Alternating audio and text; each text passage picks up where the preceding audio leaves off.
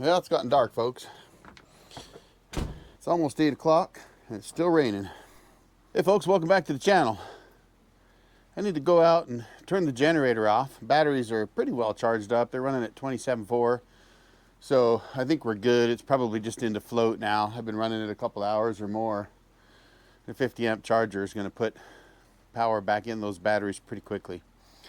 So I'm going to go venture out there, turn off the generator, and then get back in the house. So I thought I'd tell you about a book I'm reading. All right, let's get to it. Let's get out here in this rain. So the book I'm reading is called Lights Out. And it's probably been 10 years since I read that book, folks. Maybe even longer. Heck, it could be 15 years. It's about an EMP burst. And if you haven't read the book 1 Second After, I highly recommend that one too. And there are some others. Let me shut this off.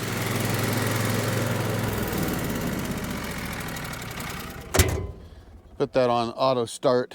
Maybe the 2-wire start will work if it needs to. But if you don't know what an EMP is, it's an electromagnetic pulse. And no, this isn't a commercial. If you've been watching my channel a while, you know that I put some EMP shields in. But that's not what this is about. I just wanted to tell you about a book I'm reading.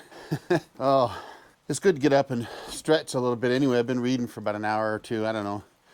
Well, I ate dinner about 6, so I've been reading for an hour and a half. But electromagnetic pulse, if you had a massive coronal mass ejection or solar flare, kind of. They're not quite the same thing, but they're more or less. If you had a big enough one like they had in 1859, it would take out most modern electronics. This camera wouldn't work. That truck wouldn't work.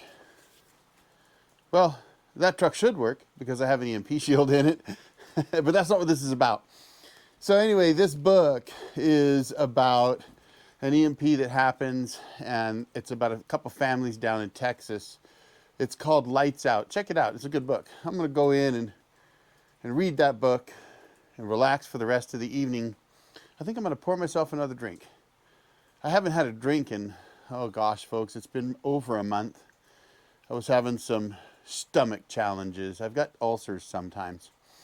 So I finally got past that, and I'm feeling pretty good, and rewarding my hard work today with a couple bourbons. My back's sore, but it's not too bad. I don't have pain going down my left leg, so the steroid injection seems to have worked. So I'm pretty excited about that. Little wins for us folks that are getting up there in the years. And I know most of my viewers are at least my age. Many of you are older than I am. Well, folks, I can empathize. Because as a beat-up old jarhead, I'm probably beat up than more than most of you. In fact, my buddy Tim that comes out here is 10 years older than I am, and he's in better physical shape than I'm in, as well as medical, I think. You know, the back, though, the back gets you. Back in the neck. That's where my problem is. And it makes life tough. But I'm not here to complain about life. Look at this mess I got to clean up. I'll do that tomorrow. I'm not here to complain about my back or anything else. I just wanted to tell you about the book I'm reading, and there it is, Lights Out by David Crawford. It's a big book, but it'll keep me entertained for a while. Anyway, if you like those kind of books, check it out. I enjoyed reading it the last time, and I forgot that I had it up here, so I'm going to sit down, pour myself a drink, and read about the end of the world as we know it. I've read several books like that. Off-grid cabin life. What else are you going to do? Let's go outside, take a look.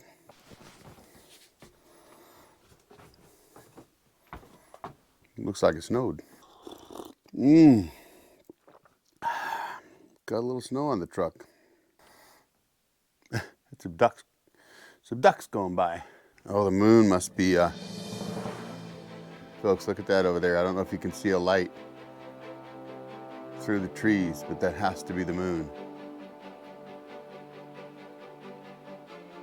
Because there's no other reason for there to be a light up there. Crazy. It's got to be the moon, but it looks a little low to be the moon. That's very strange. But it's a big light.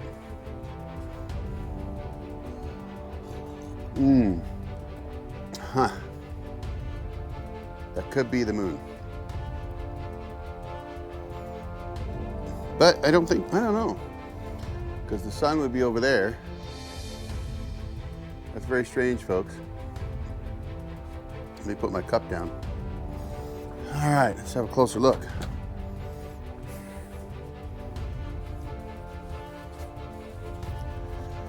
Yeah, there's a big light up there. And folks, that is very, very strange. That is...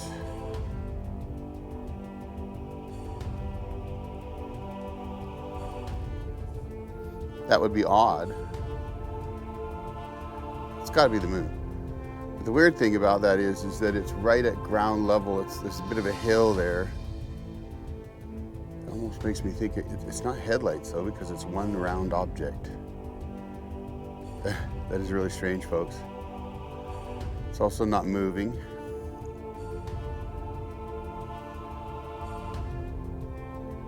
But the sun isn't up high enough to give any reflection. The sun will come up over there, and it's still below the earth. It's not up high enough. If that were the moon, that can't be the moon, folks. It's not acting like a fire either. It's just a big light. Huh.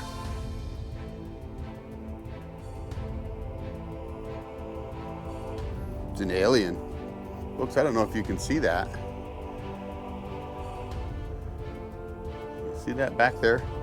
It's up there.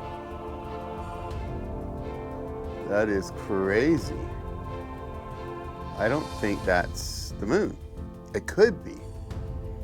But the hill goes up that way, and it still goes up about 80 feet from where I am. That's at about the 30 or 40 foot mark, so that's a little weird. Good morning, folks. Oh, I slept pretty good last night. I worked hard yesterday. God, folks, I don't know if you can see that. I'm gonna have to try to zoom in with the editing software, but there is a big light up there, but it's like right on the ground. And it's not moving at all. It's very, very strange. With this light out, maybe you can see it. It's like it's sitting on the ground. Almost makes me want to get my ATV and go up there or jump in the truck. Interesting. All right, that's it. We got to get in the truck. I think we'll take the truck. Well, I missed my opportunity, folks. Oh, good Lord. I'm getting old. That might have been my multi-million-dollar viral video, 100 million views. So I just had about a cup and a half of coffee. I probably don't need to say more, right? I thought, well, I'll just take care of this real quick, and then we'll get the truck fired up and run up there and see what it is. And in that short period of time, the sun has managed to peak enough that we've really brightened up out here, literally just in a few minutes. I mean, it just popped right up. And I can now see that where I saw that bright light was right up here, and I can see the sky that way. So even though the hill goes up 80 feet this way, there's a bit of a saddle right here. And so that was the moon sitting right on the edge, just right up in here somewhere. So no aliens, nobody with a spotlight. It was just the moon. But it was just kind of freaky though, you know, coming out here and you're like, what the hell is that? Because the sun's not up yet, but I guess it's there's enough light getting past the earth from the sun that it just lit the moon up like a beacon, and I could see it really well. There's a little bit of snow still left on the truck. I've got 32 degrees out. So we got some snow last night. Not surprising. Snow level was supposed to only come down to about 4,000 feet, according to the predictions. I'm at 3,200 feet, so they're a little bit off. But what I'm hoping for is a bit of a clear sky. Not only do I got to clean up and pack everything up to get out of here, but I'm seeing clouds up there, folks. So if the sky's reasonably clear, or at least it doesn't rain, then I'm going to get back over there and try to get that one log milled up. So I've got all the logs milled up. My back seems to be holding up okay. after having the fiasco with the D-log over there that fell and I had to lift up. Not a good situation, but my back seems to be doing okay. I got some pain down my left leg on the side, and that's not unusual depending on how I'm sitting or laying down or whatever. So it's mild, it's manageable, but I think otherwise I'm doing pretty good. So hopefully that trend continues. But I should be able to get that log milled up. If I can get that one milled up, that'd be really good. Get that last log done. I just got to stack and sticker it, figure out what I'm going to do with it. So I think that'll be part of the plan for the day.